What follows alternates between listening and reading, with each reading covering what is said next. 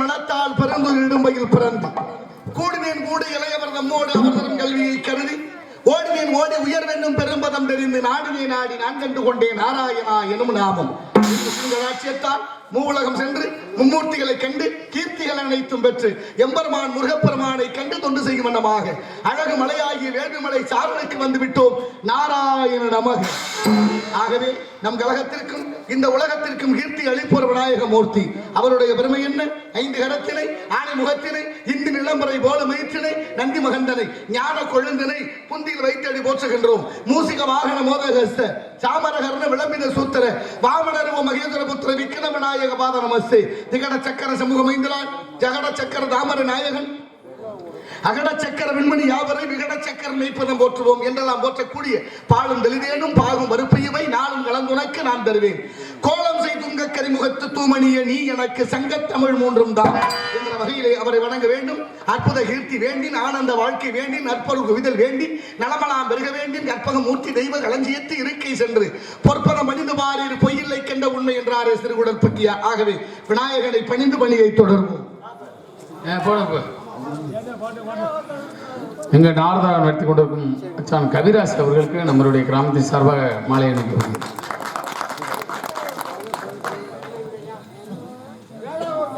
மாலை அணிவித்து மரியாதை செய்த அரசப்பன்பட்டி கிராமத்தார்கள், பெரியோர்கள், தாய்மார்கள், இளைஞர் மன்றத்தார்கள், மகளிர் மன்றத்தார்கள் எல்லோருக்கும் என் சார்பிலும் நான் சார்ந்திருக்கும் கலை குடும்பத்தின் சார்பிலும் நன்றி உளமார்ந்த வணக்கம் வணக்கம் வணக்கம் வணக்கம். ஓம் ஓம் பிரணவ பொருளே ஓம் கணபதி சரணம் சரணம் சுவாமி பேசும் தெய்வமே பிள்ளை செல்வமே பெருவாழ்வு தரவாணி பெருவாழ்வு தரவாணி.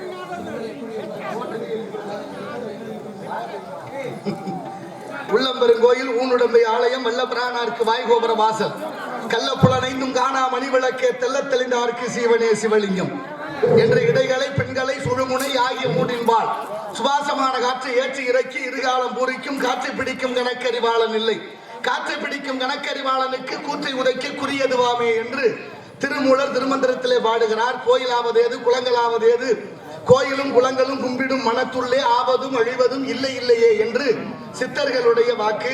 ஆக கடவுள் உள்ளத்தை கடந்தால் காணலாம் கடவுளை. பரந்த வெளியிலே இந்த வெட்ட வெளியிலே கடவுள் எங்கு இருக்கிறார்? எங்கும் இருக்கிறார். எங்கும் இருக்கிற கடவுளை உள்ளத்துக்குள் காண வேண்டும். அதனாலதான் உள்ளம்பெருங்கோயில் ஊனுடம்பை ஆலயம் வல்லபிரானார்க்கு வாய்கோபுர வாசல் கள்ளப்புலனைந்தும் காணாமணி விளக்கே தெள்ளத் தெளிந்தார்க்கு சீவனே சிவலிங்கம். அப்படின்னா என்ன அர்த்தம்? கோயிலும் மனித உடம்பு ஒண்ணுன்னு சொல்றார். கோயிலும் மனித உடம்பு ஒண்ணுன்னு சொன்னா கோயிலை நினைக்கிறது மாதிரி இந்த உடம்ப நினைக்கணும். யாரு கேட்கிறா? கேட்கவும் ஆள் இல்ல, சொல்லவும் ஆள் இல்ல. ஒருவேளை சொல்ல ஆள் இருந்தா ஏளனம் செய்ய ஒரு கூட்டம். ஆலயம் தொழுவது சாலவு நன்றுன்னு அந்த கிழவி நமக்கு பாடம் வைத்தால் அப்பையா கோயில் இல்லாத ஊர்ல குடியிருக்க கூடாது என்பது பழமொழி. கோயில் விளங்கணும், நம்ம குடும்பமும் விளங்கணும்னு ஆன்றோர்களுடைய வாக்கு. அதனாலதான் வருடத்துக்கு ஒரு முறை இந்த திருவிழாவை கொண்டாடுகிறோம். திருவிழா என்பது இன்றியமையாத ஒன்று. திருவிழா என்ற வாசகத்தை திருப்பி சொன்னீங்கன்னா விழாதிரு. மனித வாழ்க்கையில ஏற்றத்தாழ்வுகள் நிறைய இருக்கு. அவருடைய வினைப்பயன். அந்த வினையை களைந்து நாமெல்லாம் செம்மையோக வாழ்வதற்குத்தான் இந்த ஆலயத்தை நிறுவினார்கள். அந்த காலங்களிலே ஆண்டோர்கள் சான்றோர்களும் மன்னர்கள் காலத்தில் 1008 கோயில் சிவன் கோயில், 108 கோயில் பெருமாள் கோயில். இந்த உலகத்திலே முதல் கோயில் 4 யுகங்களுக்கு முன்னே தோன்றியதாக உத்தரகோச மங்கை அந்த மங்களநாதர் அந்த நடராசர் கோவில் இருக்கிறது தான் அந்த கோவில். இன்னைக்கு மரகத நடராசர் சிலை இருக்கிறது. 3000 4000 ஆண்டுகளுக்கு முன்னே தோன்றிய இலந்தை மரம் இருக்கிறது. அப்படிப்பட்ட மகத்துவமான ஆலயங்கள் இந்த நாட்டிலே உண்டு. தஞ்சாவூர் கும்பகோணம் பக்கத்துல கற்கடேஸ்வரர்னு ஒரு ஆலயம் உண்டு. கற்கடேஸ்வரர் என்ன அர்த்தம் தெரியுமா? கடகம்னா நண்டு. நண்டு வழிபட்ட ஸ்தலம் தான் அந்த ஈசனுக்கு பேர் கற்கடேஸ்வரர்னு பேர். கடகம்னா நண்டு. ஏன் நண்டு அங்க வழிபட வேண்டிய அவசியம் என்ன? ஓரறிவு முதல் 6 அறிவு வரைக்கும் ஜீவராசிகள், 6வது அறிவு மனிதனுக்கு என்று இலக்கியங்கள் கற்பிக்கிறது. ஆனா எல்லாருக்கும் 6 அறிவா இருக்குன்னா அங்க கொஞ்சம் கேள்விக்குறி இருக்கு. ஆனால் அந்த நண்டாக வந்தவன் யார் என்றால் ஒரு கந்தர்வன். துர்வாச மகரிஷி நடந்து வந்ததை பார்த்து ஏளனமாக எண்ணி நகையாடுகிறான். என்ன முனிவரே, நண்டு மாதிரி நடக்கிறீங்களே? உடனே கோவப்பட்டு நண்டாக போக கடவுதுன்னு சாபம் விட்டார். அப்படி நண்டாக மாறிய கந்தர்வன் வழிபட்ட தலம்தான் அந்த கற்கடேஸ்வரர் கோவில். இந்திரனுக்கு ஒரு பலி இருந்தது, அவருக்கு ஒரு சாபம் இருந்தது. இந்திரன் அங்கு வந்து சிவலிங்கத்தை பூசிக்கிறான். ஒரு நாள் சிவலிங்கத்தை வழிபட செல்லும் பொழுது சிவலிங்கத்தினுடைய தலை மேலே நண்டு இருக்கு. நண்டு இருக்கிறத பார்த்துவிடு என்ன அபச்சாரம் என்று தன்னுடைய வாளினால நண்டை வெட்டுவதற்கு முற்படுகிறான். நண்டு மேல் விழவில்லை என்ற வீச்சு நண்டு உள்ளே சென்று விட்டது, லிங்கத்தின் மீது பட்டது. இன்றும் அந்த வடு இருக்கிறது இந்த சிவலிங்கத்தின் மேலே என்று கூறப்படுகிறது. அப்படிப்பட்ட நண்டு சிவலிங்கத்துக்குள்ளே போற அளவுக்கு ஒரு வலை இருக்கு, நண்டுக்கு ஒரு துவாரம் இருக்கு. அப்படிப்பட்ட வெட்டிய உடனே சிவன் மீது விழுந்தது. அதனாலே திரு தேவன் அந்த இந்திரனாகப்பட்டவன் மாறினான் அன்று முதல். அதனாலதான் அந்த ஊருக்கு பேரு திருந்து தேவன் குடின்னு பேர். தேவன் அப்பேற்பட்ட இந்திரன் திருந்தியதனால திருந்து தேவன் குடி என்று கும்பகோணத்துக்கு பக்கத்தில் இருக்கு. இப்படி மகத்துவமான ஆலயங்கள், அத்தனை சிவராசிகள் வழிபட்ட தலங்கள் நம்ம இருக்கிற நாடு பாண்டிய நாடு பழம்பதி நாடு. அத்தனை ஆலயங்கள் நமக்கு நிறைய விஷயங்களை கற்றுக் கொடுக்கிறது. நாளைய தலைமுறைக்கு நல்ல விஷயத்தை இருக்க வேண்டும். அதனாலதான் கோயில் இல்லாத ஊர்ல குடியிருக்க கூடாது. என்ன காரணம்? கோயிலுக்கு போனோம்னா குளிக்கணும்னு தோணும், கோயிலுக்கு போனோம்னா சரியான ஆடையை உடுத்தணும்னு தோணணும், கோயிலுக்கு போன ஆச்சாரமா இருக்கணும்னு பக்தியை சொல்லிக் கொடுத்தார்கள். இந்த ஆன்மீகம் தான் மனிதனுக்கு நல்ல சிந்தனையை வளர்த்தது. ஆன்மீகம் என்ற பக்தி தான் மனிதனுக்கு நல்ல புத்தியை கொடுத்தது. ஆன்மீகம் என்ற பக்தி தான் ஒரு மனிதனை பக்குவப்படுத்தியது. ஆன்மீகத்தோடு சேர்ந்த கல்விதான் மனிதனுக்கு ஒழுக்கத்தை கற்றுக் கொடுத்தது. அதனாலதான் வள்ளுவர் கூட கற்றதனால் ஆய பயனும் கொள்வார் நற்றார் தொழாரெனின் என்று இறை சிந்தனை இல்லாத எந்த செயலும் வெற்றி அடைந்ததாக வரலாறு இல்லை. ஆனா ஆலயம் என்பது மிக இன்றியமையாத ஒன்று. கோயில் திருவிழான்னா நம்ம எல்லாம் பக்தியா இருந்த ஊருக்குள்ள திருவிழா, காப்பு கட்டியாச்சு, குதிரை எடுப்பு, அதான் புறவி எடுப்பு அப்படின்னா விரதமா இருந்த காலம் ஒரு காலம். இப்ப அப்படியா நடக்குது? திருவிழா பூரா சாராய கடையாத்தான் இருக்கு. யாராவது குடிக்காம இருக்கணும்னு சொல்லுங்க, முக்காவாசி பேர். திருவிழானாலும் சாராயம் தேவைப்படுது, வீட்டுல யாராவது இறந்து போனா அங்கேயும் சாராயம் தேவைப்படுது. நல்லதுக்கும் சாராயம், கெட்டதுக்கும் சாராயம். வயசான காலத்துல குடிக்காம கிடந்தான்னா கேட்கிறீங்களா? உயிர் எப்படி வேணாலும் போகும், இப்படித்தான் போகணும்னு ஒரு கணக்கு இருக்குல்ல. ஆனா தன் உயிரை எப்படி வேணாலும் மாய்த்துக் கொள்ளலாம் என்று இயற்கையை மீறி நடந்து கொள்வதுதான் இந்த மனித சமூகமா? இந்த உலகத்துக்கே பண்பட்ட சமூகம் தமிழ் சமூகம். ஆனா இன்று இருக்கும் நிலை என்ன என்பதுதான் வேதனையாக இருக்கிறது. ஊருக்குள்ள திருவிழா முகூர்த்த கால் ஊண்டி காப்பு கட்டியாச்சுன்னா ஊரோட விரதம் இருந்தா, விருந்தாடி வந்தவங்க எல்லாம் விரதமா இருந்தாங்க. இன்னைக்கு அப்படியா இருக்கு?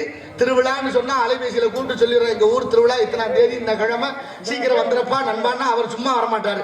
நான் இத்தனை பேரோட வருவேன், நீ என்னென்ன வேணுமோ அத்தனையும் பண்ணி வைக்கிற நம்பிக்கை வாங்கிட்டேன். எப்படி இருக்கு பாருங்க. வெங்காயம் சுக்கானால் வெந்தயத்தால் ஆபதனை இங்காச்சு வந்திருப்பார் இச்சகத்தில், மங்காத சீரகத்தை தந்தீரேல் தேடேன் பெருங்காயம் ஏரகத்தை செட்டியாரேன்னு பாடினார் ஒருத்தர். எப்படி இருந்துச்சு உடம்பு, எப்படி இருந்துச்சு பழக்க வழக்கம், எப்படி இருந்தது பண்பாடு, எப்படி இருந்தது கலாச்சாரம், எப்படி இருந்தது மொழி, ஏன் இப்படி மாறினோம், எதனால், எங்கே, ஏன் என்ற சிந்தனையை தூண்ட வேண்டும். அந்த சிந்தனை தான் நம்மை பக்குவப்படுத்தும். கண்டதே காட்சி கொண்டதே கோலம் என்று மாறிவிடாமல் நாளைய தலைமுறைக்கு நல்ல விஷயத்தை கற்றுக் கொடுத்து பண்பட்டவர்களாக ஆக்க வேண்டும். வரலாறு மிக முக்கியம் என்பதனாலே இடத்தினுடைய சிறப்பை பார்க்கின்ற பொழுது ரெண்டரைங்க தென்னகமாம் இன்ப திருநாட்டில் மேவியதோ கண்ணடத்து குடகுமலை கனிவயத்தில் கருவாகி தலை காவிரி எனும் தாதியிடம் உருவாகி ஏர்வீழ்ச்சி காணாது இருக்க சிவசமுத்திர நீர்வீழ்ச்சி எனும் பேரில் நீண்ட வரலாறா வண்ணம் பாடி ஒரு வளர்தென்றல் தாளாட்ட கண்ணம் பாடி அணை கடந்து ஆடு தாண்டும் காவிரி என பேர் பெற்று அகண்ட காவிரியாய் பின்னடந்து பேர் வாழும் கல்லணையில் கொள்ளிடத்தில் காணும் இடமெல்லாம் தாவி பெருகி வந்து தஞ்சை வளநாட்டை தாயாகி காப்பவளாம் தனி கருணை காவிரி போல் செல்லும் இடமெல்லாம் சீர்திருத்தி பேர் பெருக்கி கல்லும் கனியாகும் கருணையால் எல்லோருக்கும் பிள்ளையனாலும் பேச வந்த கண்மணியே இதய கனி, எங்கள் இதய கனி, அரசப்பண்பட்டி மக்கள் எல்லாம் என்றும் நம் இதய கனி.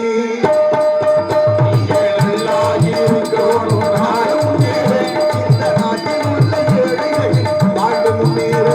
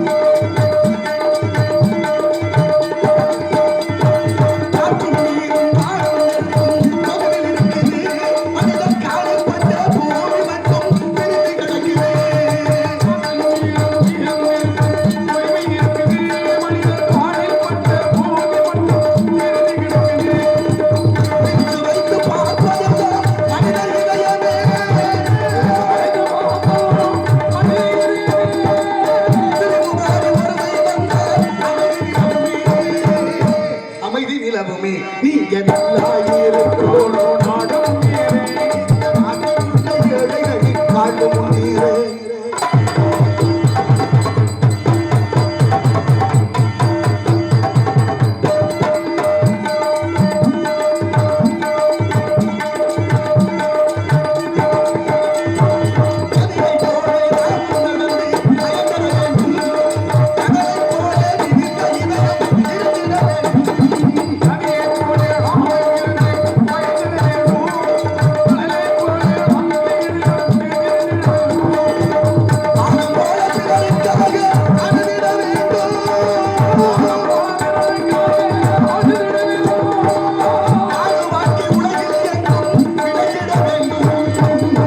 விளங்கிட வேண்டும் நீங்க நல்லா இருக்கணும் நாடும் நீரே இந்த நாடெங்கும் இல்லாமை இளைஞனாக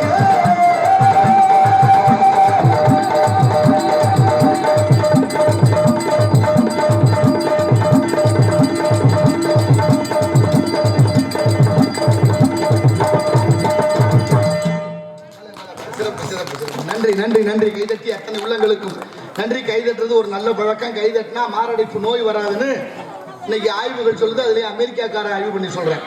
ஏன் அமெரிக்காக்காரன் சொல்றேன்? நம்ம ஆள் சொன்னா கேட்க மாட்டோம். நம்ம ஆள் சொல்லி கேட்டிருந்தா தான் நல்லா இருந்திருப்போமே. இவர் வந்துட்டாரு சொல்றதுக்கு. என்னை எத்தனை பேர் பின்னால பேசுறேன். ஆனா முன்னால அண்ணங்கிறேன் மாமங்கிறேன் மச்சாங்கிறேன். இருந்தாலும் பின்னால பேசாத ஆள் உண்டா? உள்ளொன்று வைத்து புறம் ஒன்று பேசுவார். உறவு களவாமை வேண்டும். எல்லாம் என் செயலாவது யாதொன்றும் இல்லை பராபரமே எல்லாம் அவன் செயலே அவன் அருளாலே அவன் தாழ் பணிந்து. நம்ம கையில ஒண்ணுமே இல்லையே. நமக்கு மேல ஒரு சக்தி இருக்குங்கிறத நம்பணுமா வேண்டாமா? நம்பணும். இல்ல நம்பித்தான் வேற வழியே இல்லை. ஆன்மீகத்துக்குள்ள இருந்ததே அறிவியலே வந்திருக்கு. ஆன்மீகம் தான் மிக முக்கியம். ஆன்மீகம் தான் மனிதனுக்கு நல்ல சிந்தனை, நல்ல புத்தி, நல்ல ஆக்கம், நல்ல ஊக்கம், ஒரு தெளிவை கொடுத்தது. அந்த தெளிவு நமக்கு இருந்தது. தாய்மார்கள்லாம் கருணையே வடிவமானவர்கள். அப்பா அடிச்சு போட்டாருன்னா அம்மா தான் பிள்ளையை அரவணைப்பா. தாய் 10 மாதம் சுமந்து பெற்றவல்ல. முந்தி தவங்கிடந்து 300 நாள் சுமந்து அந்தி பகலா சிவனை அர்ச்சித்து தொந்தி சரிய சுமந்து பெற்ற தாயார் தனக்கே எரியத்தள்ளல் மூட்டுவேன்னார் பட்டினத்தாரு. தாயார் என்னை அப்படி வளர்த்தாலே 300 நாள் சுமந்து அந்த தாய்க்கா தீ வைப்பேன். அந்த உடம்பு என்ன ஆகிறது? என்னை ஈ கடிக்காம எறும்பு கடிக்காம மார்பிலையும் தொட்டிலையும் வட்டிலையும் போட்டு வளர்த்தாலே பால் ஊட்டி சீராட்டி அந்த தாய்க்கா விறகு நீட்டி தீ மூட்டுவேன்னு பாடினார். பாடிட்டு என்ன பண்ணாரு? பச்சை வாழை மரத்தை அடுக்கி அந்த வாழை மரத்து மேல தாயை கிடத்தி தீ வைக்கல. ஒரு பாட்டு பாடினார். முன்ன இட்டதி முப்புறத்திலே பின்ன இட்டதி தென்னிலங்கையிலே அன்னை இட்டதி அடிவயிற்றிலே யானுமிட்டதி மூழ்க மூழ்கவேன்னு பாடினாரு. அந்த தமிழ் பாட்டு அந்த தாயை தகனம் செய்தது. தமிழ் படிச்சா சோறு கிடைக்குமான்னு கேட்கிறேன் பல பேர். தமிழை வச்சு சோறு தின்னுக்கிட்டு எவ்வளவு பெரிய அயோக்கியத்தனம். இந்த பட்டினத்தார் பாட்டு நமக்கு எவ்வளவு பெரிய கற்பிதத்தை கொடுக்குது. தாயை தகனம் செய்வதற்கு ஒரு 4 வரியில பாட்டு பாடினாரு. அதுவும் சுத்தமான தமிழ்ல. உடனே தீப்பற்றி எரிந்ததாக வரலாறு படிக்கிறோம். அப்படிப்பட்ட குழந்தையை பேணி காக்கும் இந்த சமூகம், ஒரு நாயா இருந்தாலும் கோழியா இருந்தாலும் ஆடு மாடுகளாக இருந்தாலும் தாய்மை என்பது புனிதமானது. அப்பேற்பட்ட தாய்மை தான் பிள்ளைகளை நேசிப்பார்கள். பிள்ளைகளுக்கு எந்த குறை வந்தாலும் தவறே செய்து விட்டாலும் என் பிள்ளை அப்படி பண்ணிருக்க மாட்டேன்னு பேசுவான். ஒத்துக்கிறீங்களா? அப்பா அடிச்சு போட்டா உடனே தாய் கூப்பிட்டை அந்த மனுஷன் கோவக்காரர் அவரோட போய் சண்டை ஓடிக்குது. போடா நீ கடை பக்கம் போயிட்டு வா, அத்தை வீட்டுக்கு போயிட்டு வா, சத்தம் போடாத போ சொல்லுவாரா இல்லையா? அப்படி இருந்த இந்த சமூகத்துல தாய் தான் பாலின உறவுக்காக தன் பிள்ளையை கழுத்தை நெரிச்சு கொண்டு விட்டால. நேத்து பாத்தீங்களா? கிருஷ்ணகிரி முந்தா நாள்ல எவ்வளவு பெரிய 2 பிள்ளை பெத்து இருக்கிறா. 3வது பிள்ளை பெத்தவளை ஒரு அற்ப சுகத்திற்காக பெண்ணோடு பெண் கொண்ட காதலுக்காக ஒரு குழந்தையை கழுத்தை நெரிச்சு கொண்டு விட்டா. அதுக்கு முன்னாலே குன்றத்தூர்ல அபிராமினி கேள்விப்பட்டியல அந்த அம்மாவுக்கு வாழ்நாள் சாகர வரைக்கும் அந்த நீதிபதிக்கு நன்றி சொல்லணும். இப்படி எல்லாம் நீதி இந்த நாட்டுல இருக்கு பாருங்க. நினைக்கணுமா இல்லையா? இப்படி போச்ச எப்படி இருந்த இந்த சமூகம் ஏன் இப்படி? இன்னொரு அம்மா சொல்றா, என் மயன் செத்ததுல எனக்கு எந்த கவலையும் இல்லை, எப்படியாவது அவரை பார்த்தது வரைக்கும் எங்களுக்கு சந்தோஷம். இவெல்லாம் தாயா என்னன்னு சொல்றது? என்ன நடக்குது இந்த நாட்டில்? எது சரி எது பாதை என்பது சிந்தனை இல்லாமல் யாரை எங்கே வைப்பது என்று யாருக்கும் தெரியவில்லை. அண்டங்காக்காய்க்கும் குயில்களுக்கும் பேதம் தெரியவில்லை. அப்பேற்பட்ட மனித சமூகத்தில் தாய்மை தான் சிறந்தது. அப்பேற்பட்ட பெண்கள் எல்லாம் அரிசி மாவுல வீட்டு வாசல்ல கோலம் போட்டாங்க. ஏன் அரிசி மாவுல கோலம் போட்டா எறும்பு சாப்பிட்டா வம்சம் நல்லா இருக்குங்கிறது ஐதீகம். ஐதீகம் அப்படியே தான் இருக்கு. கோலம் தான் போட முடியல. அதுலயும் அரிசி மாவுல கோலம் போடுறோம், கல்ல நுணுக்கி கோலம் போடுறோம். கல்ல நுணுக்கி கோலம் போடுறதே ஒழுங்கா போடுறது இல்ல. பழைய சோறு சாப்பிடும் போது சோத்துல எறும்பு கிடந்தா எடுத்து போட்டு சாப்பிடு, கண்ணு நல்லா தெரியும்னு சொல்லி வளர்த்தாங்கல்ல பெத்தவங்க. அப்படித்தானே வளர்ந்தோம். சோத்துல கிடக்கிற எறும்பை எடுத்து போட்டதுனால கண்ணு தெரியாது. உண்மையிலேயே எறும்புகளுக்கு கண்கள் கிடையாது. கண்ணில்லாத சீவராசி எறும்பு. எறும்புக்கு உணவு கொடுத்தால் வம்சம் நல்லா இருக்குங்கிற ஐதீகம் நமக்கு இருந்தது. அதனாலதான் அரிசி மாவுல கோலம் போட்டோம். அதுலயும் மாமியா மருமக இருக்கிற வீடுனா போதும் மச்சான். எப்படி? ஆமா, பொழுதோட லேசா சண்டை வந்துட்டா போதும். காலையில எந்திரிச்சு அந்த அம்மா ஓடுன்னு இந்த அம்மா போயிடும் ஒரு பக்கம். அப்புறம் இந்த அம்மா ஓடும்னா அந்த அம்மா ஒரு பக்கம் வாசல் வெறு வாசலா போயிடும். அப்படிலாம் இருக்கக்கூடாது. அரிசி மாவுல கோலம் போட்டு கருணைய வடிவமான படுக்க அந்த தன்மையை கொண்டாடுன நம்ம தான் இன்னைக்கு எறும்பு வீட்டுக்குள்ள வரக்கூடாதுன்னு கோடு விழிக்கிற ஒரு குச்சி கண்டுபிடிச்சிருக்காங்களே சாக் பீஸ். கிழிச்ச ஓட்டா எறும்பு தாண்டது இல்லை. நான் நினைக்கிறேன் அதுக்கும் பகுத்தறிவு வந்துருச்சோன்னு. மனுஷன் சொல்லு பேச்சியா கேட்கறேன் இல்லையா, நான் என்ன பண்றது. ஆனாலும் தாய்மார்கள் கொஞ்சம் பேர் இருக்கிறீங்க, வீட்டு வாசல்ல அரிசி மாவுல கோலம் போட முடியலைனாலும் பரவாயில்ல, ஒரு நாள் வாரத்துல ஒரு நாள் கோழி கொத்தாத மொய்க்குருன்னு சொல்லுவோம், பச்சரிசி குருணை ஒரு கைப்பிடி கையில எடுத்துக்கங்க. எங்கேயாவது கோயிலுக்கு போனா, வயலுக்கு போனா, வேலைக்கு போனா, ஏதோ ஒரு வேலையாக வீட்டை விட்டு வெளியில் சொல்லும் போது எங்கோ கண்ணுக்கு தென்பட்டால் எறும்பு வலை, எறும்பு புத்து, அங்கே ஒரு கைப்பிடி கோழி கொத்தாத மொய்க்குருணை பச்சரிசி குருணையை போடுங்க. 1000 பேருக்கு அன்னதான இட்ட உங்க வீடு வந்து சேரும். இது சத்தியமான உண்மை. காஞ்சி பெரியவருடைய வாக்கு, அருணகிரி நாதருடைய வாக்கு, எங்க ஐயா வாரியார் சுவாமிகளுடைய வாக்கு. அதனால வாடிய பயிரை கண்ட போதெல்லாம் வாடினேன் இறைவா என்று வள்ளலார் பிறந்த பூமி பயிர் வாடினால் கூட உயிர் வாடியதாக கருதிய மகான். தெரியுமா உங்களுக்கு? ஒரு நாட்டை ஒரு மன்னர் ஆளுறாரு. ஒரு நாட்டு அந்த காலத்துல மன்னர்கள் ஆண்ட காலம் தானே மன்னர் ஆட்சி. மன்னர்களுக்கு பொதுவா அதிக அறிவு இருக்காங்க. இலக்கியங்கள் சொல்லுது ஐயா, நானா சொல்றேன், நான் சொன்னா நாடு தாங்குமா? இலக்கியங்கள் சொல்லுது மன்னர்களுக்கு அறிவு கொஞ்சம் குறைவு. அதனால யார் சொல்லணும் அறிவு? மன்னருக்கு கீழே மந்திரி ஒருத்தர் இருப்பார். மந்திரி தான் ஆலோசனை சொல்லணும். மன்னா இந்த வேலையை செய்யலாம், இது செய்யக்கூடாது அப்படின்னு. வரும் மந்திரிக்கு அழகு என்ன? வரும் பொருள் உரைத்தல். மந்திரிக்கு அழகு வரும் பொருள் உரைத்தல், வரும் பொருள் எடுத்தல் அல்ல. அந்த காலத்துல உரைச்சிருக்காங்க, இப்போலாம் பூரா எடுத்துக்கிறாங்க, மக்களுக்கு ஒன்றும் கிடைக்கலைங்க. பரவலான பேச்சு. இப்ப மந்திரி ஒருத்தர் மன்னர் ஒருத்தர் ஒரு நாட்டை ஆள்றாரு. திடீர்னு மன்னருக்கு மந்திரிக்கு ஒரு யோசனை வருது, இந்த மக்களுக்கு ஏதாவது செய்யணும், அது நல்லதா செய்யணும், எப்படியாவது நம்மள நினைவுலயே வச்சுக்கிறது மாதிரி ஏதாவது செய்யணும்னு முடிவு பண்ணி ஆலோசனை கூட்டத்தை போட்டு ஒரு முடிவு பண்ணிட்டாங்க. என்ன முடிவுனா, இரவை பகலாக்கணும், பகலை இரவாக்கணும். எப்படி ஆக்குறது? மகாவிஷ்ணு செஞ்சாரு, சூரியனை மறைச்சாரு, மகாபாரத கதை நடந்துச்சு. கர்ணனுடைய கதைகளும் இப்படி ஒவ்வொன்னு கற்பிக்குது நமக்கு. ஆனா இந்த கதையில பகலை இரவாக்கணும், இரவை பகலாக்கணும். எப்படி? மன்னர் உத்தரவு போடுறாரு, இனிமே இரவு நேரங்களிலே யாரும் தூங்கக்கூடாது, பகல் நேரங்களிலே தூங்கணும். பகல்ல செய்யற வேலையை பூரா இரவுல செய்யணும். மாறி யாராவது பகல் வேலையில நடமாடினீங்கன்னா சிரச்சேதம், தலையை வெட்டுறது உத்தரவு. அதை விட பகல் நேரத்துல எங்கேயாவது சிறுநீர் கழிச்சீங்கன்னா தலையை வெட்டணும். ஒருவேளை மலம் கழிச்சீங்கன்னா 10 ரூபா அவதாரம்.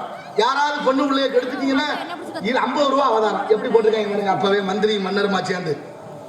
இது நடைமுறைக்கு வந்துருச்சு. நடைமுறைக்கு வந்தா பகல் பூரா ஊருக்கு வீட்டுக்குள்ள எல்லாரும் கதவை சாத்திக்கிட்டு உள்ளே படுத்து கிடக்குறா. சில பேருக்கு தூக்கமே வரல, என்னடா இவன் படுத்துற பாடு, இப்படி பண்ணிவிட்டானே, பகலை இரவாக்கி இரவை பகலாக்கிறோம் சொல்லி அப்படின்னு எல்லாம் புலம்பிக்கிட்டு வீட்டுக்குள்ள படுத்து கிடக்கு, வெளியில வரல.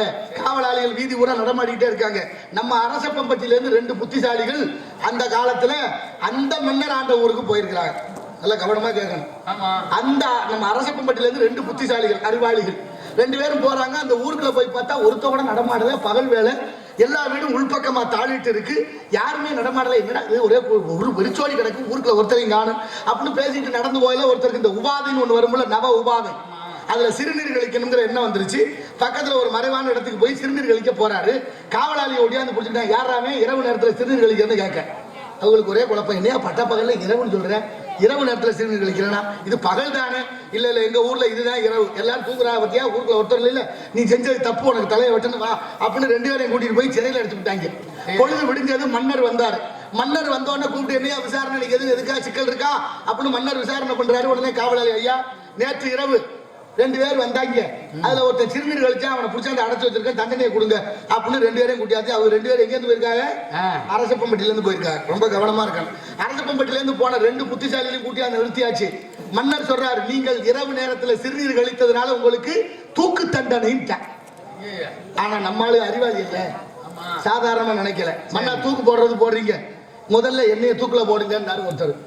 பின்னால இன்னொருத்தர், அப்படிலாம் அவரை போடாதீங்க, என்னைய தூக்குல போடுங்க முதல்ல.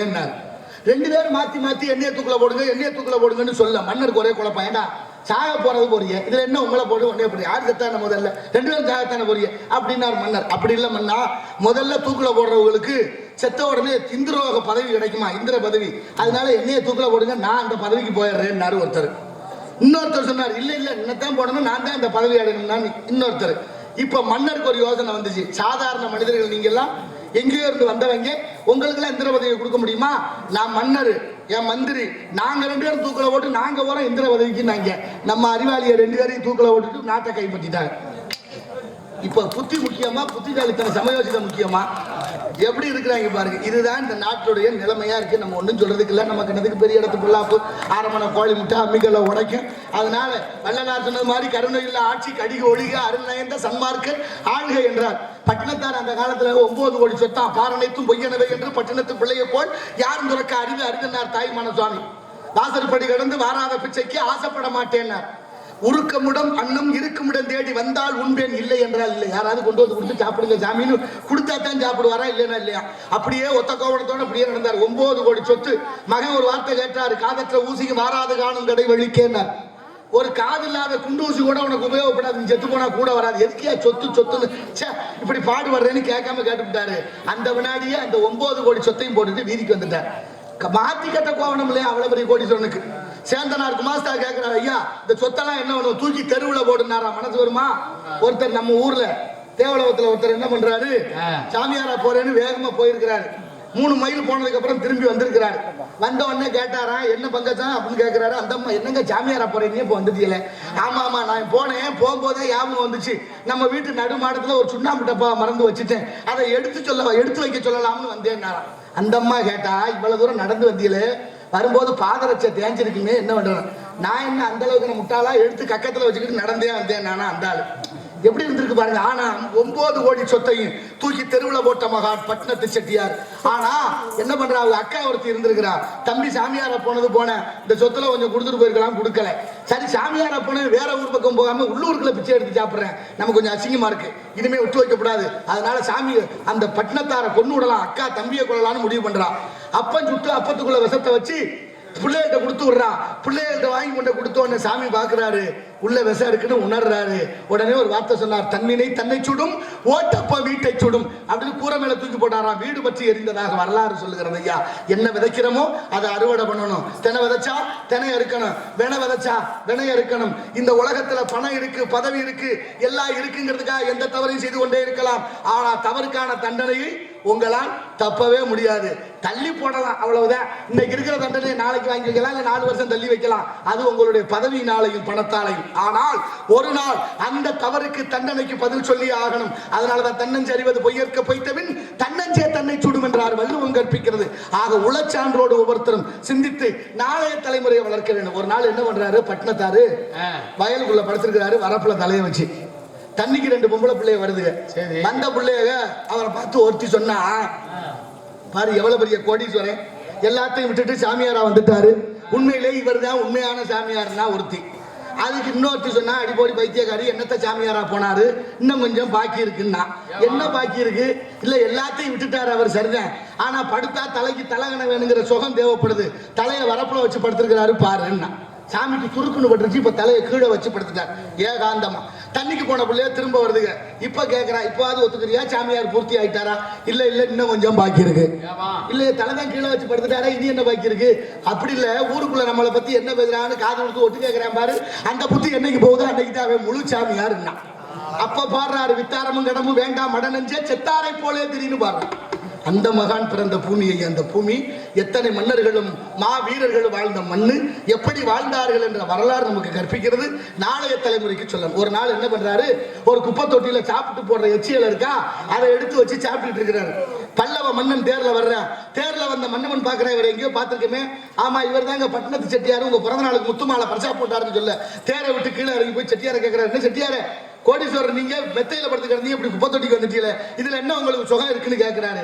அதுக்கு சாமி சொல்றாரு, மன்னவா நீ நிக்கிற, நான் உட்கார்ந்துருக்கேன், இதை விட என்னடா எனக்கு சுகம் வேணும், இது போதும் சொல்லிட்டு சொன்னாரு.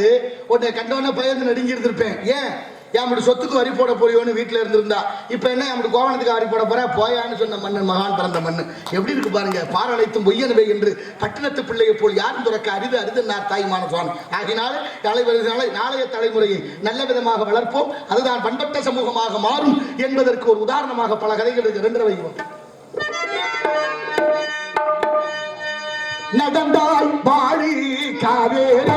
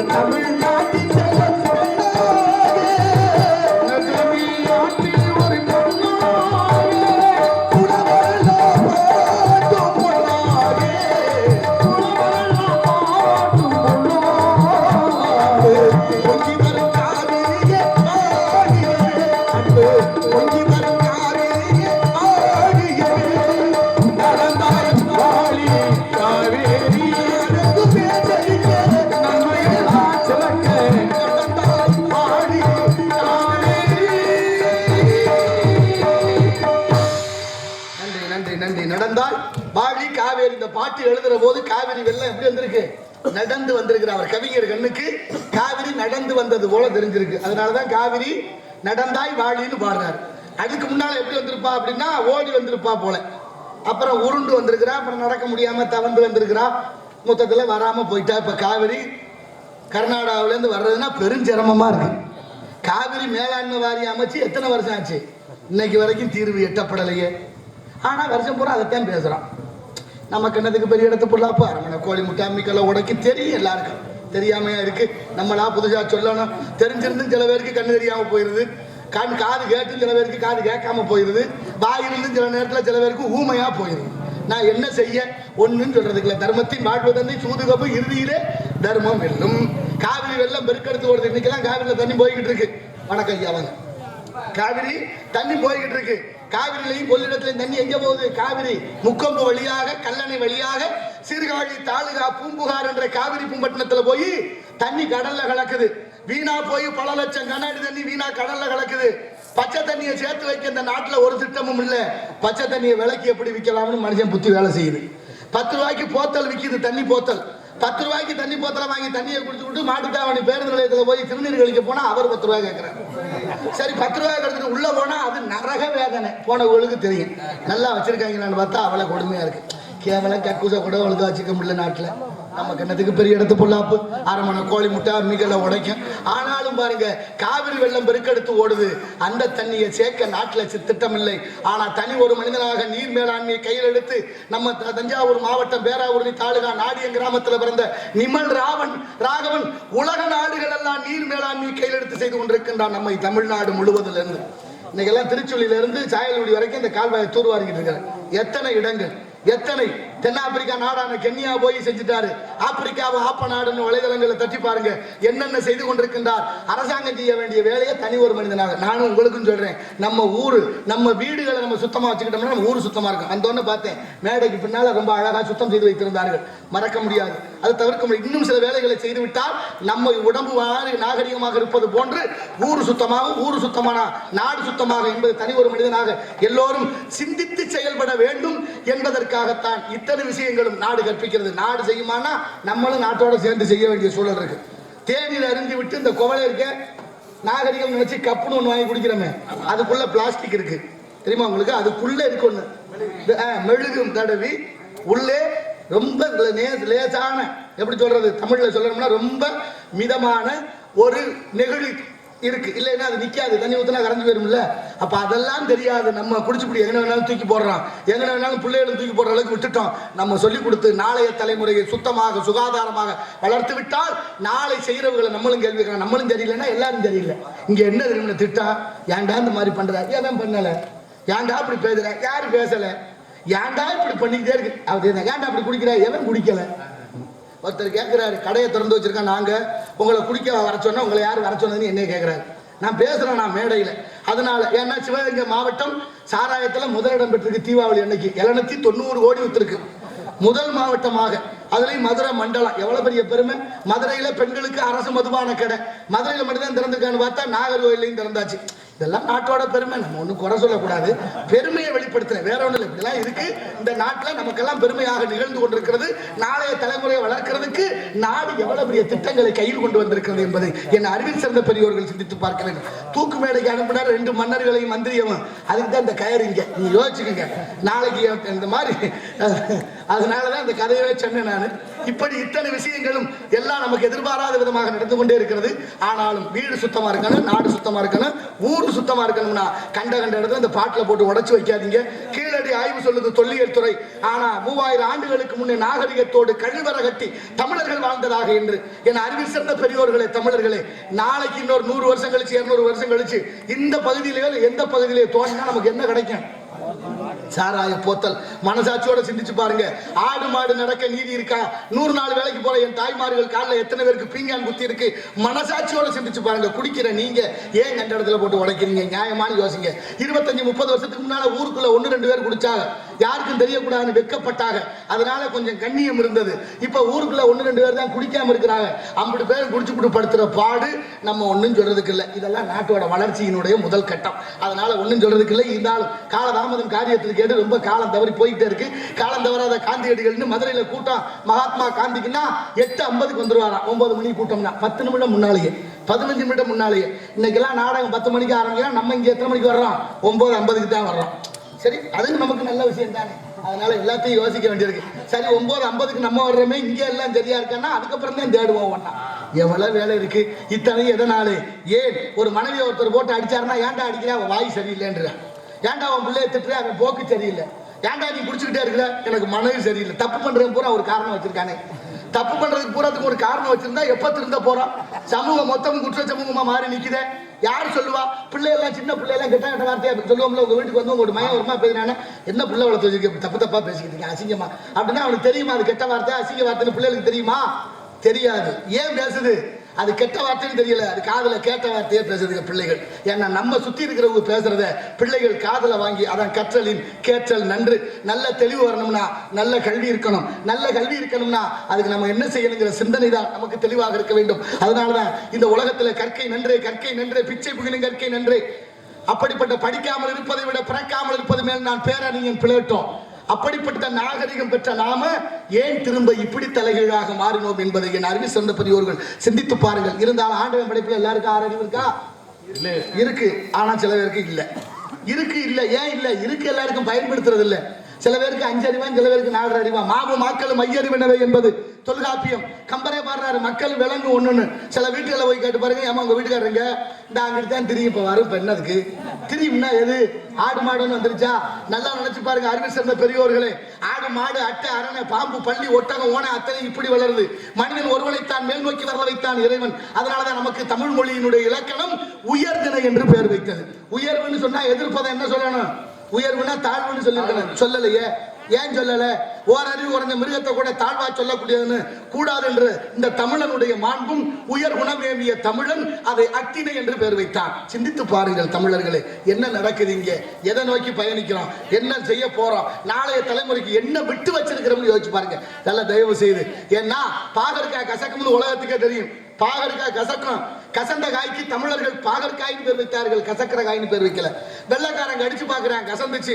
கசந்த காய்க்கு அப்படியே பேர் வைத்தான், பிட்டர் கார்டு ஆங்கிலத்துல கசப்பு காய்னு.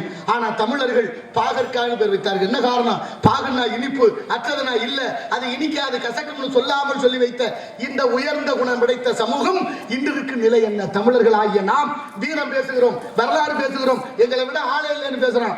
ஆனா 100க்கு 200க்கு அடிமையாகி கோட்டருக்கும் கோழி பிரியாணிக்கு அடிமையாகிட்டோம். எப்படி அது நியாயமா? பண்பாடு இல்லை, கலை இல்லை, மொழி இல்லை, இலக்கியம் இல்லை, கலாச்சாரம் இல்லை. எங்க போய் சொல்ல நமக்கு என்னத்துக்கு பெரிய இடத்து போடலாம்? அரமணை கோழி விட்டு அம்மிக்கல்ல உடைக்கு. அதனால என்ன செய்யணும்? 1.5 வைங்க பார்ப்போம். திருப்பதி மலை வாழும் வெங்கடேசா, திருப்பதி மலை வாழும் வெங்கடேசா, திருமகள் மகளாடும் திருப்பதி மலை வாழும் வெங்கடேசா.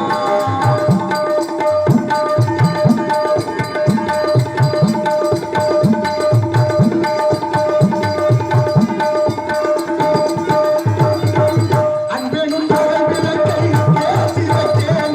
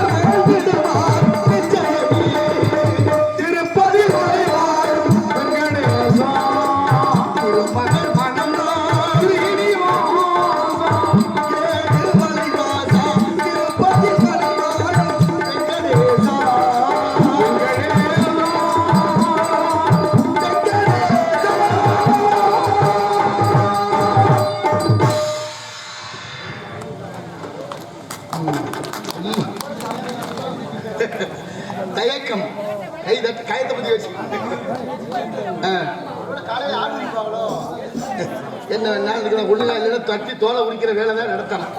தோலை என்ன செய்யறது, பதப்படுத்தணும். நீங்க நகரங்கள் எல்லாம் இப்ப தாண்டும் போது நீங்க இந்த பக்கம் மதுரை போனீங்கன்னா, மேலூர் தாண்டி மதுரை போனீங்கன்னா இந்த பக்கம் வேலம்மாள் மருத்துவமனை வழியா மண்டேலா நகர் விமான நிலையம் வரைக்கும் போறீங்கல்ல, எத்தனை இடங்கள்ல கோழி கழிவுகள் கண்டதை கொட்டி ஒரே நாத்தமா நாறுது. இது ஒரு உதாரணத்துக்கு தான் அந்த இடம். தமிழ்நாடு முழுவதும் இந்த கதிதான். அப்ப அதெல்லாம் சரி செய்யணும்னா தனி மனித ஒழுக்கம் வேண்டும். நம்ம இதை செய்யக்கூடாது. அதுக்கான சரியான சட்டம் கடமை தர்மை செயல்முறை இருக்கணுமா இருக்கா? என்ன இருக்கு, என்னத்தை சொல்ல. ஒருத்தர் பெரிய பணக்காரர் வட்டி கொடுக்குறவர் இருக்காரு. அவர் ரொம்ப கஞ்சத்தான, வட்டிக்கு வட்டி போட்டு வட்டிக்கு குட்டி போட்டு அப்படின்னு சொல்லுவாங்கல்ல, அப்படி இருந்திருக்காரு. ஒரு நாள் வட்டி பணம் வசூல் பண்ண போயிருக்கிறாரு. அது நிறைய அந்த காலத்துல தங்க காசுகள் இருந்த காலம், காலனா ஓட்ட காலனா இருந்த காலம். அப்படி நிறைய வசூலாயிருக்கு. முடிச்சா கட்டி சாரட்டு வண்டியில போட்டு வட்டி பணத்தை வசூல் பண்ணிட்டு காட்டு வழியா வந்துகிட்டு இருக்கிறாரு. வர்ற வழியில எப்படியோ அவர் கொஞ்சம் அசதி தூங்கிட்டு வீட்டுக்கு வந்து பார்த்தா பணப்பையில எண்ணி பார்த்தா ஒரு பைய காணாம போச்சு. பணப்பையில ஒண்ணு உறைஞ்சு வச்சு துடிச்சு போனார். ஆத்தா வட்டி பணத்தை வாங்கிட்டு இப்படி தொலைஞ்சு வச்சு என்ன கதி ஆகுறது, நம்ம எப்படி சாப்பிடுறது தூங்குறது, துடிச்சு போயிருந்தவருக்கு ஒரு யோசனை. இந்த தண்டோரா போடுறதுன்னு ஒருத்தர் இருப்பாள் அந்த காலத்துல. தண்டோரா போடுற ஆளை கூப்பிட்டு இந்த மாதிரி இன்னாருடைய பணப்பை தொலைஞ்சு போச்சு, எடுத்தவங்க கொண்டாந்து கொடுத்தா 100 பொன் சன்மானம் கொடுக்கப்படும், விளம்பரம் பண்ணு. தண்டோரா போட்டு சொல்லியாச்சு, யார் எடுத்திருந்தாலும் கொண்டாந்து கொடுத்துருக்க, இவ இன்னாருடைய பை தான், அதை கொடுத்துட்டீங்கன்னா உங்களுக்கு 100 பொன் தங்க காசு பரிசு வழங்கப்படும், சன்மானம். இப்ப அவர் வந்த வழியில கொஞ்ச நேரம் கழிச்சு ஒருத்தர் வர்றாரு. ரொம்ப ஏழ்மையானவர், ஆனா செம்மையா இருப்பார், நேர்மையானவர். ஏழ்மையிலும் நேர்மையா இருக்கிறவன் தான் மனுஷன், தெரியுமா இல்லையா? அப்படி வந்தாரு. அவருக்கு ஒரு கனவு இருந்திருக்கு, பிள்ளையார் கோயில் கட்டணும்னு. காசு கிடைச்சா ஒரு பிள்ளையார் கோயில் கட்டலாம்னு நினைச்சுக்கிட்டே வர்றாரு. அவர் வந்த வழியில இந்த பணப்பை கிடக்கு. பணப்பையை எடுக்கிறாரு. ரொம்ப கனமா இருக்கு, காசு இருக்குன்னு தெரிஞ்சுக்கிட்டாரு. சரி கடவுளே பார்த்து கொடுத்துருப்பாரு போல. அப்ப கொண்டு போய் வீட்டு பூசையறையில வச்சுட்டு கையால கழுவிட்டு சாப்பிடலான்னு உட்கார்ந்தாரு. இந்த தண்டோரா போடுற சத்தம் கேட்டுருச்சு. இன்னாருடைய பணப்பை விழுந்துருச்சு, எடுத்து கொடுத்தா 100 பொன் சன்மானம். இப்ப முடிவு பண்ணா, சரி பரவாயில்ல, உங்களை விழுந்துச்சு எடுத்தோம், உடையவர் கேட்டாருன்னா கொண்டே கொடுக்கணும், கொடுத்துருவோம், 100 பொன் பரிசு சன்மானம் இருக்கா, அதை வாங்கிக்கலாம் அப்படின்னு முடிவு பண்ணி பொழுது விடிஞ்சு குளிச்சு நீ திருநீரிட்டு அப்படி நிறைய கொண்டு போய் கொடுக்க போறேன். ஐயா, நேற்று தண்டோரா போடுறதை கேட்டேன், உங்களோட பணம்னு தெரிஞ்சுக்கிட்டேன், வச்சுக்கோங்க, இந்தாங்க எண்ணி பாருங்க. எண்ணி பாக்குறாரு. அதுல 800 பொற்காசுகள் இருக்கு, 800 காசு இருக்கு. ஐயா இருக்கா, சரியா இருக்கா? சரியா இருக்கு. நீங்க எனக்கு 100 பொண்ணு சன்மானமா தர்றேன்னீங்களே, அதை கொடுங்கன்னாரு. அவர் சொன்னார், 100 பொண்ணு தர்றேன்னு சொன்னதெல்லாம் உண்மைதான், நான் கொடுக்க மாட்டேன். ஏன் கொடுக்க மாட்டீங்க? ஏன்னா இதுல 900 பொற்காசு இருந்துச்சு, நீ ஏற்கனவே 100 காசை திருடிட்டு 800 கொண்டு வந்து கொடுத்துருக்க, அதனால மேற்கொண்டு வாங்கலாம் நினைக்கிறியா, கொடுக்க முடியாதுட்டார். இப்ப அவருக்கு ரொம்ப வருத்தம், காசை கொடுக்க முடியாதுன்னு சொல்லியிருந்தா கூட கவலை இல்லை, என்னை திருடேன்னு சொல்லிவிட்டாரு, தன்மானத்துக்கு இழுக்கு, அதனால உனக்கு பஞ்சாயத்தை வைக்கிறேன்னு போய் ஊருக்குள்ள பஞ்சாயத்தை வச்சு விட்டார். பஞ்சாயத்தை கூட்டி பஞ்சாயத்துல சொல்றாரு, இந்த மாதிரி அவருக்கு பைய கிடந்துச்சு, நான் எடுத்துட்டு வந்திருந்தேன், ஆனா எடுத்து கொடுத்தவர்களுக்கு 100 பொன் சன்மானம் தர்றதா சொல்லியிருந்தாரு, திரும்ப கொண்டு கொடுத்துட்டு கேட்டா கொடுக்க முடியாது, என்னையே திருடன் என்று பட்டம் கட்டுகிறார் பஞ்சாயத்து கூட்டியாரு. உடனே பணக்காரரை கூப்பிட்டு விட்டு, இங்க வாங்க, நீங்க இந்த மாதிரி கொடுக்குறேன்னு சொன்னீங்களா? ஆமா. உங்களோட பணப்பை தானா? ஆமா. எவ்வளவு வச்சிருந்தீங்க? 800 பொண்ணு இருந்துச்சு. அப்படியா, எடுத்துட்டு வாங்க. 900 பொண்ணு இருந்துச்சு, இதுல எத்தனை இருக்கு? 800 இருக்கு. இப்ப தீர்ப்பு என்ன சொல்லணும்? எண்ணி பார்த்தா 800 இருக்கு, நான் 900 வச்சிருந்தேன், 100 எடுத்துக்கிட்டாரு, அதனால கொடுக்க முடியாது அவர் பஞ்சாயத்து. இவர் தரலன்னதை தரல, நான் எடுக்கலேங்கிறாரு. இப்ப பஞ்சாயத்துல ஒரு முடிவு வருது, பணக்காரர் அவர் எதுக்கு 100 பொண்ணை குறை சொல்ல போறாரு? என்னதான் இருந்தாலும் பொய் சொல்றது ஏழையாத்தான் இருக்கும். எப்படி முடிவு பண்றாங்க பாருங்க, ஏழை தான் போய் சொல்லுவேன். ஆனா இங்க ஏழை எல்லாம் எப்படி இருக்கா தெரியுமா? 2000 3000 கொடுத்துட்டு சத்தியம் பண்ணி ஓட்டு எனக்கு தான் போடுறேன்னா அதை மாறாம போடுறேன் நம்மால். ஆனா கதையில என்ன சொல்றேன் பாருங்க, ஏழை தான் திருடி இருப்பேன், பணக்கான நேர்மையா இருப்பேன் ஒரு கதையை சொல்லி தீர்ப்பு எப்படி கொடுத்தா பாருங்க. ஐயா, நீங்க வச்சிருந்த பையில 900 பொண்ணு இருந்துச்சா? ஆமா. இதுல எவ்வளவு இருக்கு? 800 இருக்கு. அப்ப 800 இருக்கிற பைய அவர்கிட்ட கொடுங்க, கொடுத்தாச்சு. நீங்க வச்சிருந்தது 900 பொண்ணுன்னா அந்த பை இல்ல இது, இந்த பை வேற ஆறுட்டோ, அதை அவர்கிட்ட கொடுத்துருங்க. 900 பொண்ணு இருக்கிற பை வந்தா அது உங்களுக்கு தரப்படும், போங்கட்டாங்க. அதான சரியா இருக்கும், அதான தீர்ப்பு. அப்படியா நடக்குது இன்னைக்கு தீர்ப்பு? நம்ம கொண்டு சொல்றதுக்கு இல்ல, நீதியும் இல்ல, நிதியும் இல்ல, எல்லாம் மொத்தமா. அதனால காலதாமதம் காரியத்திற்கு கேடு எடுப்பு என்று சொன்னால் அதற்கு எதிர்ப்பு தேவை, ஏற்ற பாவை செய்கிறார்களா கலாச்சாரம் என்று பற்றத்து கவனிப்போம். நாராயண நமக. ஆலோலம் சோ என்று பண்பாடி கொண்டிருக்கின்றாள் பெண்மகள். யாருக்காக? முருகனுக்காக. முருகனுக்காக இந்த இடத்திலே 12 ஆண்டு கால தவம், குறிஞ்சி நிலம், மலை சார்ந்த இடம் ஆக வந்தவனையும் வருகின்ற வல்வினையும் கந்தன் என்று சொல்ல கலங்குமே, செந்தில் நகர் சேவகா என்று திருநீர் அணிபவர்க்கு மேவ மாறாதே வினை என்றார் அருணகிரியார். அருணகிரியாருடைய ஆயுள் முடியுது, செத்து போயிடலான்னு திருவண்ணாமலை கோபுரத்திலிருந்து விழுகிறாரு. விழுந்தவர் அருணாச்சலேஸ்வரர் சிவசிவான்னு சொல்லி விழுகல, அம்மான்னு சொல்லல, அப்பான்னு சொல்லல. திருவருள் முன்வினை முருகான்னு விழுந்தாரு. முருகன் உள்ள கையில தாங்கி சும்மா இரு சொல்லற பவ அப்படின்னு 12 ஆண்டுகள் உட்கார வைத்த பெருமை அருணகிரியாருக்கு உண்டு. அந்த அருணகிரியார் பாடியதுதான் திருப்புகழ் 16,000. அப்பேற்பட்ட திருப்புகழ் பாடிய அருணகிரியாருடைய வாக்கின்படி இந்த இடத்துல முருகப்பெருமான் குடிகொண்டிருக்கின்றார். முருகனுக்காக வள்ளி இங்கே காவல் காத்துக் கொண்டிருக்கின்றார் என்பதை பார்க்கின்ற பொழுது அஞ்சரவையை இந்த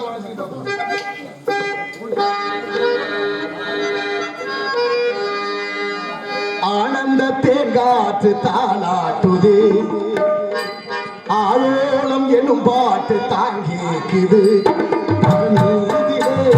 சிலை போடவே இளமகள் மகிழ்ந்திட ஆனந்த தேங்காற்று தாளாட்டுது.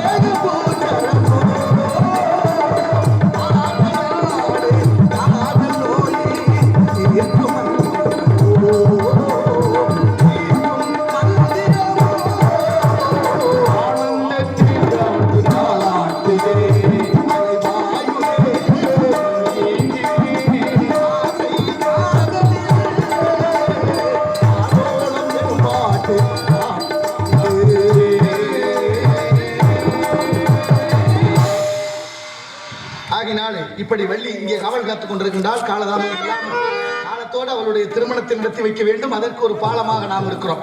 இங்க ராமநாதபுரம் சமஸ்தானம் விஜய ரகுநாத சேதுபதினு ஒரு மன்னர் இருந்தார் தெரியுமில்ல? அந்த மன்னர்களுக்கு ஒரு சாபம் இருக்கு தெரியுமா? ஆமா, பெரிய சாபம் அது. இந்த சாபம் எதனால வந்துச்சுன்னா, திருச்சியில இருந்து புறப்பட்டு வந்தாரு ராமநாதபுரம் மாவட்டம்.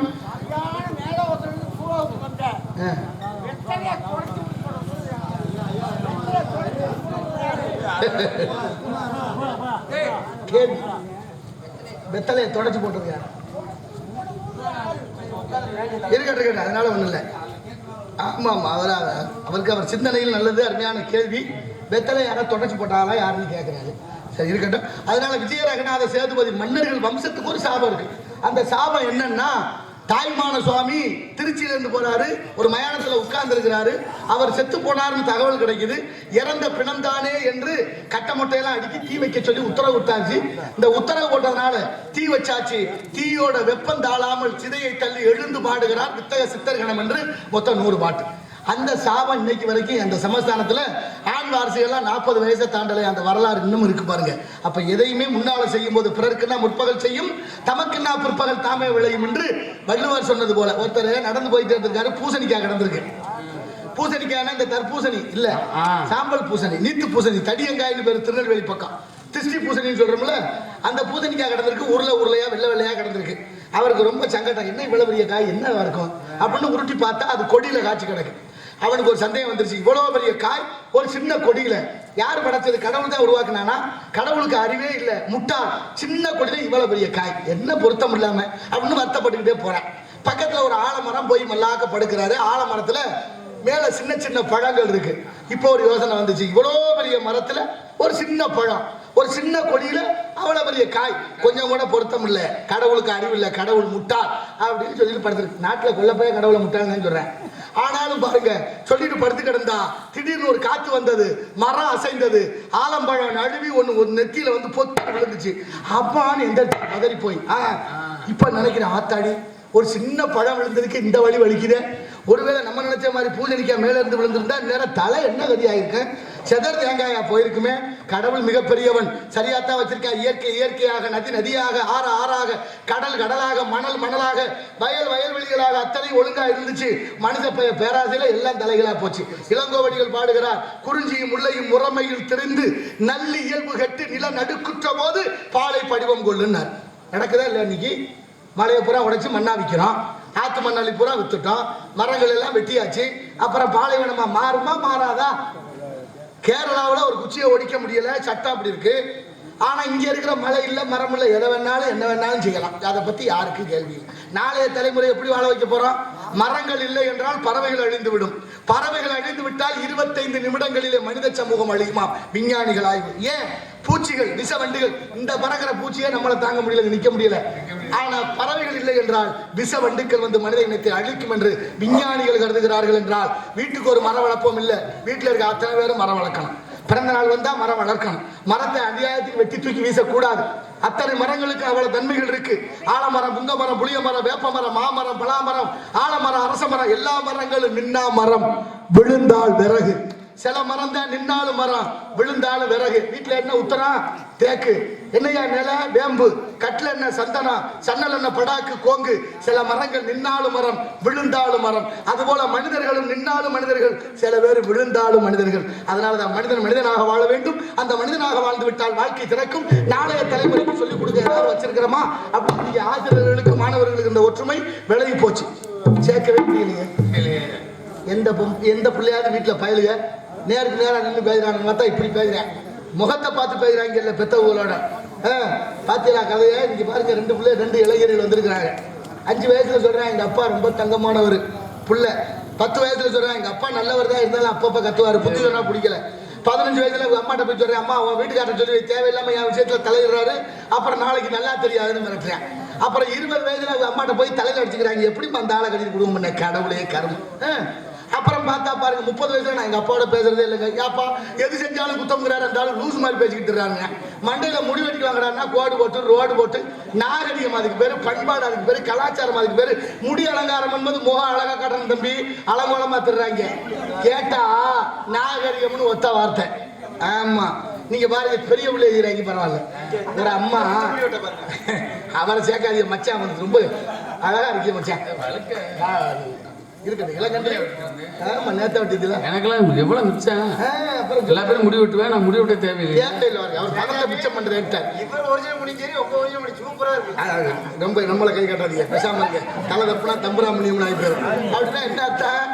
சில நேரங்கள் நீங்க பாருங்க, நான் வேஷம் போட்டு நடிக்கிறேன், அரிதாரம் பூசி நடிக்கிறேன், இங்கெல்லாம் வேஷம் போடாம நடிக்கிறீங்க இல்லையா?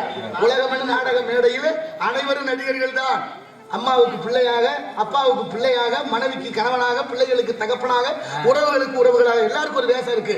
அந்த வேஷம் கலையாம பாத்துக்கிறது ரொம்ப முக்கியம். இதை கூட கலைச்சிடலாம். அந்த வேஷம் மிக முக்கியம் என்பதை உணர்ந்தால் வாழ்க்கை ஒரு நாடக மேடை. அதுதான் தத்துவம். நீங்க பாருங்க, மாட்டு வண்டியும் மனித உடம்பு ஒண்ணு, பெரிய வித்தியாசம் இல்லை. மாட்டு வண்டியும் மனித உடம்பு ஒண்ணு. மாட்டுக்கு அறிவு இருக்கு, வண்டிக்கு அறிவு இல்லை. மாடு அறிவு இருக்கிறதுனால போய் வண்டியில சேராது. அறிவில்லாத வண்டி வந்து மாட்டோட சேராது. மாட்டையும் வண்டியும் பூட்டுறதுக்கு வண்டி மாட்டுக்கு உரிமையாளர் உடையவர்னு ஒருத்தர் இருக்கார். அவர் தான் வண்டியும் மாட்டையும் பூட்டி ஓட்டணும். அவர் ஓட்டினாலும் நான் தான் போவேன்னு, மாடு போக முடியாது, வர முடியாது, வண்டியும் சொல்ல முடியாது. எவ்வளவு தூரம் ஓட்டணும், எங்கே ஓட்டணும், எப்ப அவுக்கணுங்கிற கணக்கு வண்டி மாட்டோட உரிமையாளர்கிட்ட இருப்பது போல என் அறிவு சென்ற பெரியோர்களே, இந்த உடம்புக்கு அறிவில்லை, ஆத்மாவுக்கு அறிவு இருக்கு. அறிவில்லாத உடம்புல அறிவுள்ள ஆத்மாவை பூட்டி ஓட்டுகிறான் இறைவன் என்ற பரமாத்மா. எங்க ஓட்டணும், எவ்வளவு தூரம் ஓட்டணும், எப்ப ஓட்டணும், எங்கன கொண்டு போய் அவுக்கணுங்கிற கணக்கு அவன் கையில இருக்கு.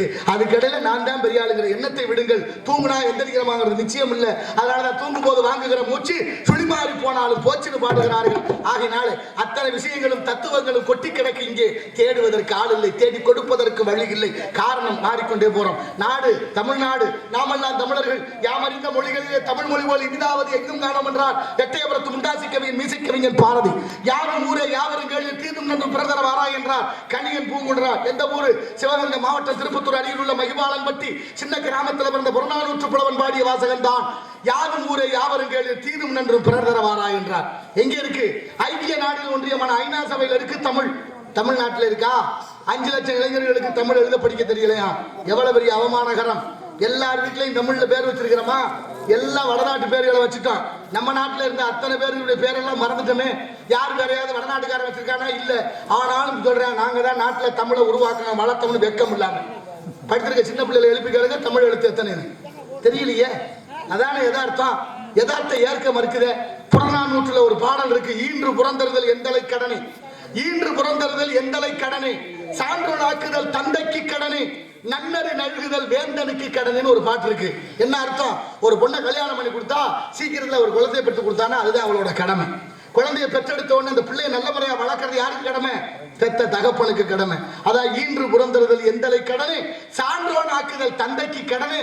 அடுத்தவர் தான் மிக முக்கியம், நன்னெறி நல்குதல் வேந்தனுக்கு கடனை. வேந்தன்னா அரசன். நன்னெறினா அறநெறிகளை தர்மத்தை மக்களுக்கு புகத்துறதா வேந்தனுக்கு கடமை. நாட்டை ஆளக்கூடியவர்களுக்கு கடமை. இங்க அப்படியா இருக்கு? நம்ம ஒன்றும் சொல்றதுக்கு இல்லை. நம்ம கண்ணத்துக்கு பெரிய இடத்து பொல்லாப்பு. பள்ளிக்கூடத்தில் தமிழ் இல்லை, வீட்டில் தமிழ் இல்லை, நாட்டில் தமிழ் இல்லை, எங்கும் இல்லை, எதிலும் இல்லை. ஏன் காரணம் என்ன? எல்லாம் நாமெல்லாம் தமிழர்கள் என்பதை உணராமல் தமிழர் என்ற உணர்விலிருந்து வெளியேறியதனுடைய காரணம் தமிழ் சிதைந்து கொண்டிருக்கிறது. எத்தனை மகான்கள், எத்தனை பேர்கள். பாரதி சொல்றான், செப்பு மொழி 18 உடையார் எனினும் சிந்தனை ஒன்றுடையார். எல்லா மொழியும் தேவைன்னா படிச்சுக்கலாம், தப்பு இல்லை. ஆனால் நம்ம அம்மாவை நம்ம பாதுகாக்கலாம். யாரு பாப்பா? நினைக்கணும்ல. 1.5 கோடி பேர் வட இந்தியர்கள் வந்து விட்டார்கள். தீர்மானம் அவன் பண்ற அடிக்கிறான் தமிழனை எங்க போனாலும். கேட்க நாதி இல்லையா? யார் பொறுப்பு? நீங்க இங்க என்ன பேசிக்கிட்டு தர்ற? நம்ம என்னை விட ஆள் இருக்கா தெரியுமா உங்களுக்கு? இப்படி பேசிக்கிட்டு தர்றோம். ஆதார். ஆமா, நான் கேட்கிறேன். அதுக்கு ஒரு கேட்டு நான் நினைச்சேன் நீங்க சொல்லுங்க, ஞாபகப்படுத்த முடியும். இங்க பாருங்க, ரேஷன் அரிசி வாங்கணுமா? அதுக்கு ஆதாரம் இணைச்சாச்சு. வங்கிக்கு போகணுமா? ஆதாரம் இணைச்சாச்சு. அரசு அலுவலகம் பூரா ஆதார் எண்ணை இணைச்சிட்டோம். என்னென்ன உதவி பெறணுமோ அதுக்கெல்லாம் ஆதார் எண்ணை இணைச்சாச்சு. ஏன் ஓட்டு வாக்காளர் அட்டையோட ஆதார் எண்ணை இணைக்கல? இணைச்சிருக்கணுமா வேண்டாமா? இணைச்சிருந்தா ஒரு ஆள் 10 ஓட்டு போட முடியாதுல்ல. தட்டுன உடனே காட்டும்ல ஆதார் அட்டை, ஒரு ஓட்டு போடான்னு போட்டுக்கலாம்ல. செய்ய மாட்டானே. ஏன்னா நமக்கு என்னத்துக்கு பெரிய இடத்து பொல்லாப்பு, அரமணை கோழி முட்டை மீக்கெல்லாம் உடக்கு. பேசுற யாராவது இதை பத்தி சிந்திக்க வாய்ப்பு இருக்கா? புடிங்க அஞ்சலை முடிஞ்சு வச்சுட்டாங்க. சுந்தரம் நிறைந்ததும் ஏன் வந்தா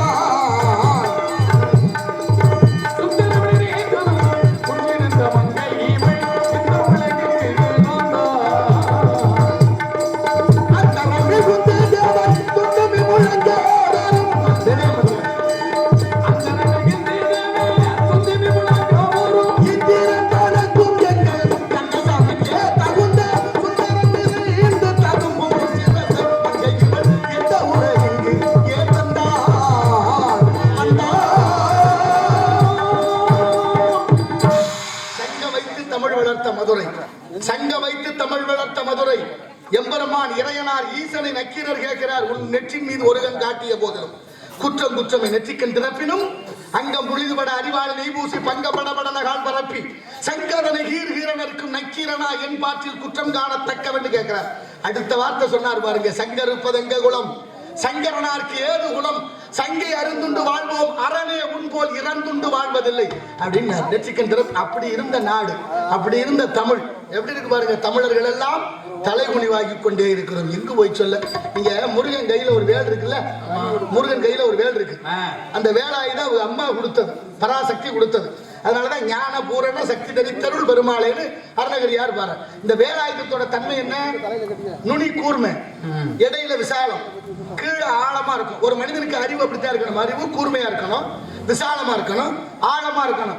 ஆயுதம்னு பேர், அதுக்கு பேரு ஆயுதம், வேல ஆயுதம். ஆயுத எழுத்துன்னு ஒண்ணு இருக்கு தமிழ்ல, அதனுடைய வடிவமும் அப்படித்தான் இருக்கும். இந்த வேலாயுதத்தை எப்படி பாடுறாரு தெரியுமா அருணகிரிநாதர்?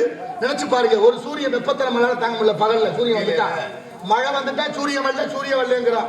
சூரியன் வந்தோட இப்படி சுட்டடிக்குது, மழை பெய்ய மாட்டேன். இப்படி தாங்க மனுஷ பொழப்பு. இப்படி போனா முன்னால போனா கடிக்குது, பின்னால வந்தா உதைக்குது. கல்லைக்கு வாக்கப்பட்ட பொழப்பா போச்சு. பக்கவாட்டிலே நடமாடு இருக்கு. இப்ப சூரியன், ஒரு சூரியன் வெப்பத்தை தாங்க முடியல.